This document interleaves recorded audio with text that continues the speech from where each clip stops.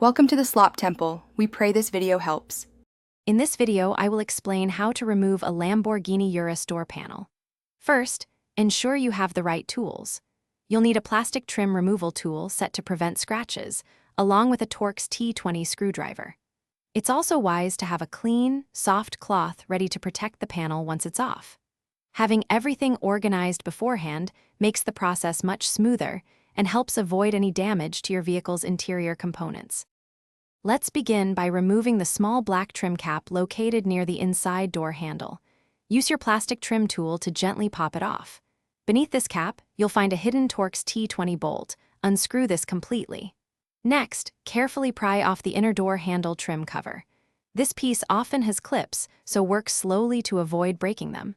Once these initial fasteners are out, you're ready for the next step. With the initial screws removed, look for any other hidden screws along the perimeter of the door panel, especially behind any additional small covers. Once all screws are out, use your plastic trim removal tool to carefully pry the door panel away from the door frame, starting from the bottom edge. This will release the retaining clips. After the clips are free, gently lift the panel upwards to clear the window seal. Finally, disconnect any electrical connectors and the door handle cable before fully removing the panel. To reinstall, first reconnect all electrical connectors and the door handle cable, ensuring they are securely attached. Carefully align the door panel with the door frame, making sure the top edge seats correctly into the window seal. Then, firmly press the panel around its edges to re-engage all the retaining clips. Replace any screws and trim pieces you removed earlier.